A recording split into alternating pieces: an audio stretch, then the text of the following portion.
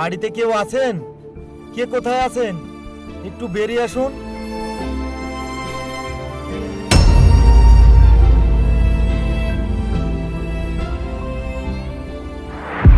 মতি, তুই আমার বাড়িতে খাটিয়া?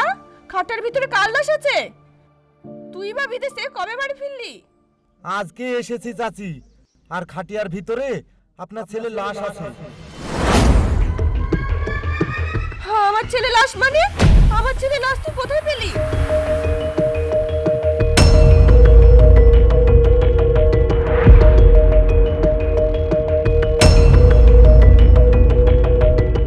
ভাই, তোমরা একটু খাটিয়াটা নামাও তো।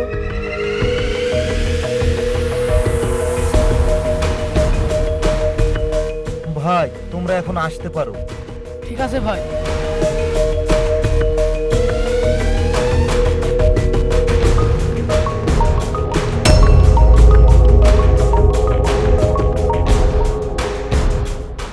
চাচি, আপনার ছেলে বিদেশের মাটিতে 20 দিন আগেই মারা গেছে।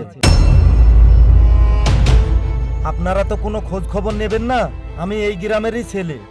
আমি আপনার ছেলের লাশটা বিদেশের মাটিতে ফেলে আসতে পারলাম না, তাই আমি নিয়ে চলে আসলাম। তুই খুব ভালো কাজ করেছিস বাপ। এই, তোরা লাশটা ধর। দাঁড়ান চাচি, লাশটা ধরার আগে আমার টাকা দেবে কে? টাকা? কিসের টাকা? কাকে আবার টাকা দিতে হবে? আপনার ছেলে যখন বিদেশের মাটিতে অসুস্থ হয়েছিল, তখন আপনার ছেলেকে চিকিৎসা করাতে হয়েছিল। দীর্ঘ 11 দিন আপনার ছেলে আইসিইউতে ভর্তি ছিল, আর সেখানে প্রায় আমার 3 লক্ষ টাকা খরচ হয়েছে। তাছাড়া আপনার ছেলের লাশ দেশে আনার জন্য আমার প্রায় 2.5 লক্ষ টাকা খরচ হয়েছে। টোটাল আমার 5.5 লক্ষ টাকা খরচ হয়েছে। এখন আমাকে 5.5 লক্ষ টাকা দেওয়ার পর আপনারা এই লাশে হাত দেবেন। 5.5 লক্ষ টাকা? এই, এত টাকা আমরা কোথায় পাবো? আর 5.5 লক্ষ টাকা দিয়ে যদি এই লাশ ছাড়াতেই হয়, তাহলে তো এই লাশ আনলি কেন? এটা আপনি কি বলছেন চাচি? আপনার ছেলে তো বিদেশের মাটিতে কম টাকা ইনকাম করেনি। আমি যতটা জানি আপনার ছেলে প্রতি বছরে 40 থেকে 50 লক্ষ টাকা আপনাদেরকে দেশে পাঠাতো,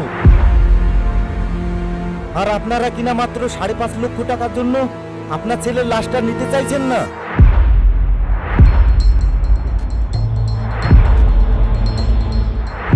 আমার ছেলে দেশে টাকা পাঠিয়েছে, এ কথা সত্য, কিন্তু আমি সেই টাকা দিয়ে জমি কিনেছি।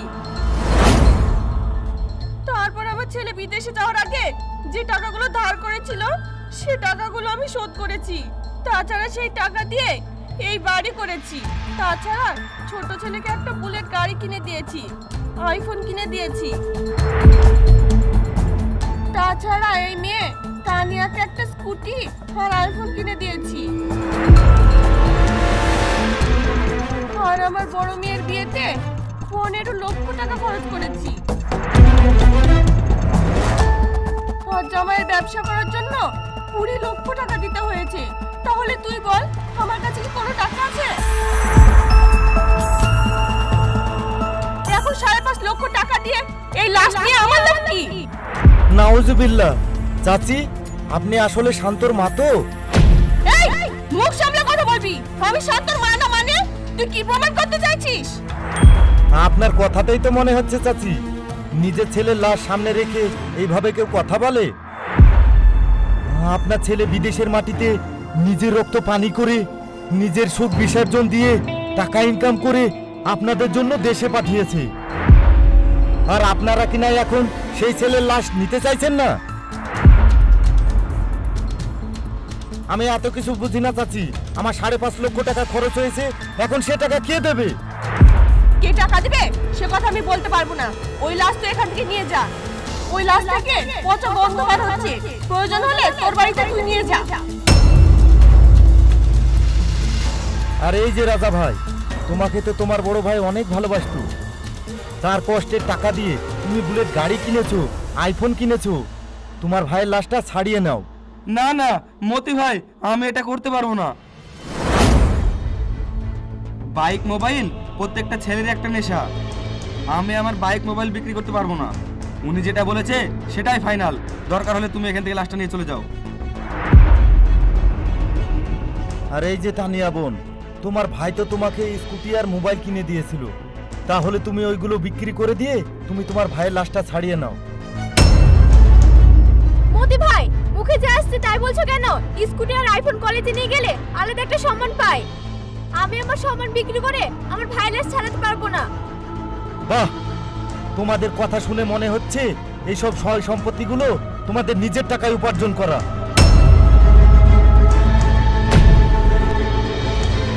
আচ্ছা ঠিক আছে, তোমাদের কাউকে টাকা দিতে হবে না। আর নেহা, তুমি তো একটু বোঝার চেষ্টা করো, আর তুমি তো তোমার ভাইয়ের লাশটা ছাড়িয়ে নাও।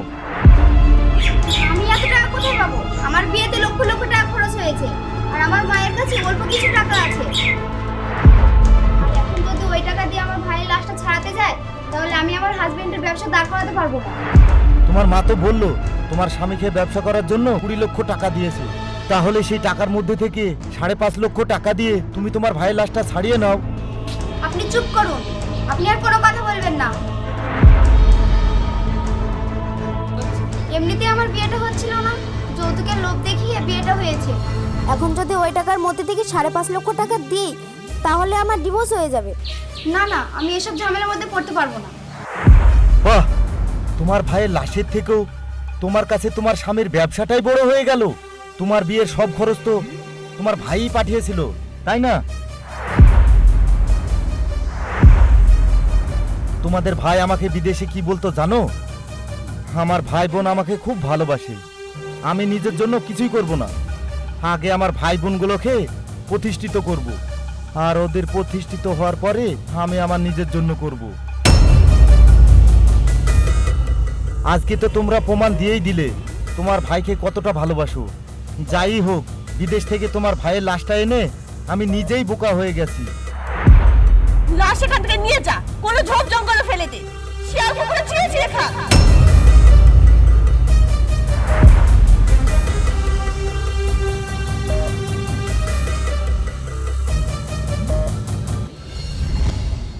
কি হয়েছে শান্তর মা? কার লাশ জঙ্গলে ফেলে দিতে বলছো? চাচা, আপনার বড় ছেলে শান্তর লাশ। আমার শান্ত মারা গেছে। আমার কলিজার টুকরা আমাকে ছেড়ে চলে গেছে।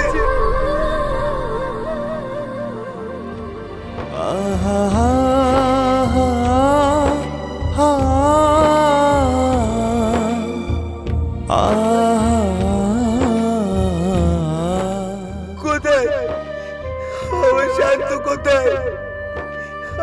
আমি এখন কাকে নিয়ে বাঁচবো? আমার শান্ত লাশ কই?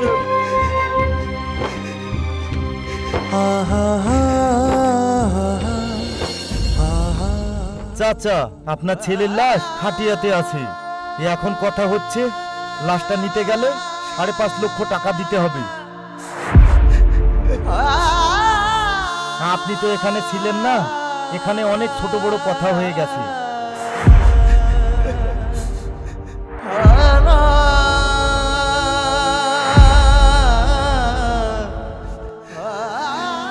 আমি তোমাদের সব কথা শুনেছি। 5.5 লক্ষ কেন, 5 কোটি টাকা হলেও আমি আমার সোনার ছেলে লাশ ছাড়িয়ে নেব।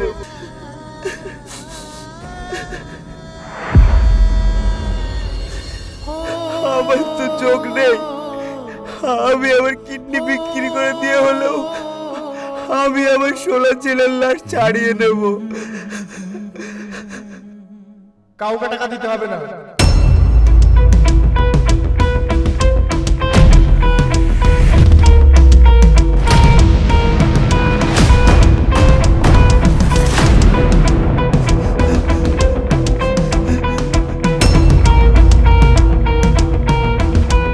আমি এখনো মরিনি, আল্লাহ পাক আমাকে এখনো বাঁচিয়ে রেখেছে। বাবা শান্ত, তুই এখনো বেঁচে আছিস? ভাই শান্ত, তুই বেঁচে আছিস, কিন্তু মতি ভাই যে বললো তুই মরে গেছিস। মতি ভাই, কেন আমাদেরকে মিথ্যে কথা বললে? তুমি তো একটা প্রতারক, মিথ্যাবাদী। চুপ কর, চুপ কর শয়তানরা। মতির নামে আবল তাবল কথা বললে চড়িয়ে তোদের মুখ লাল করে দিব।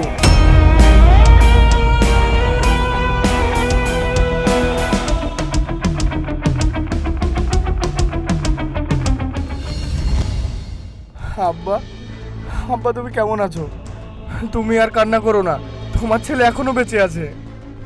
আব্বা, আমি কাদের জন্য প্রবাসে দিনরাত কঠোর পরিশ্রম করেছি, আমি কাদের জন্য প্রবাসে রক্ত পানি করে কঠোর পরিশ্রম করে টাকা ইনকাম করেছি, আর যাদের জন্য কঠোর পরিশ্রম করে টাকা ইনকাম করলাম আজ তারাই আমার লাশ নিতে অস্বীকার করলো।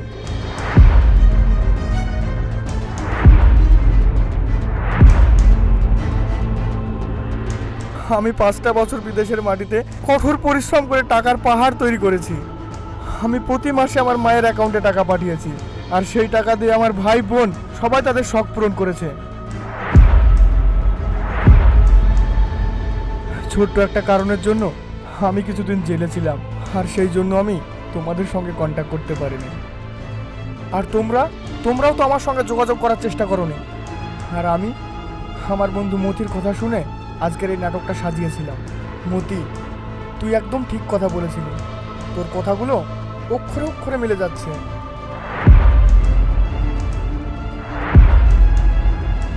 আব্বা, তুমি না সবসময় বলতে ভাই বোনের সম্পর্ক হলো রক্তের বাঁধন, সেটা কখনো ছিঁড়ে না। আজকে সেই বাঁধনই ছিঁড়ে গেল।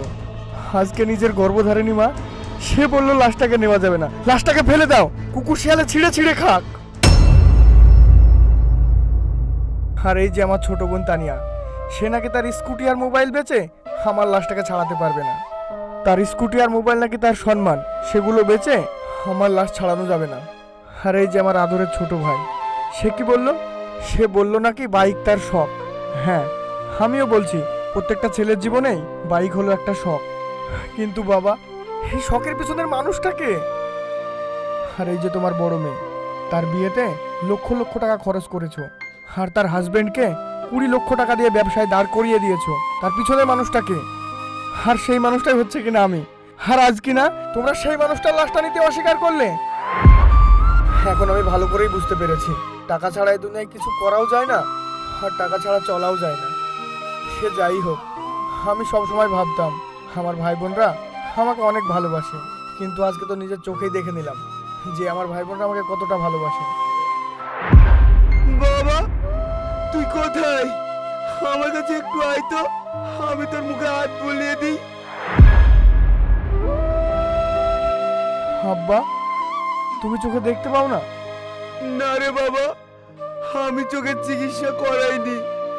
হায় রে পোড়া কপাল আমার, তোমার চোখের চিকিৎসা করানোর জন্য মায়ের অ্যাকাউন্টে 1 বছর আগে আমি 10 লক্ষ টাকা পাঠিয়েছিলাম। মা আমাকে বলেছিল তোমার চোখের চিকিৎসা হয়ে গেছে, তুমি নাকি চোখে আবার দেখতে পাচ্ছ। আব্বা, আমি তোমার অযোগ্য সন্তান, আমি টাকা ইনকাম করেছি ঠিকই, কিন্তু সেই টাকা আমি সঠিক জায়গায় খরচ করতে পারিনি। আমি আমার গর্ভধারিণী মাকে বিশ্বাস করেছিলাম, কিন্তু আজ সেই বিশ্বাসের টাকায় ঘুণে ধরেছে। আব্বা, টাকার অনেক রূপ। বউকে টাকা দিতে পারলে তার প্রিয় স্বামী, আর মাকে টাকা দিতে পারলে তার কাছে প্রিয় সন্তান। আর যদি তার কাছে টাকা না থাকে, তার কোনো মূল্য নেই, তার কোনো দাম নেই। আব্বা, আমি এই অমানুষদের সঙ্গে আর এক মুহূর্তও থাকতে চাই না। চলো আমরা কোথাও চলে যাই, অনেক দূরে, যেখানে দু চোখ যায় সেখানে যাব, খেয়ে না খেয়ে বাঁচবো। আজ থেকে জানবো এই দুনিয়াতে আমার আব্বা ছাড়া আর কেউ নেই।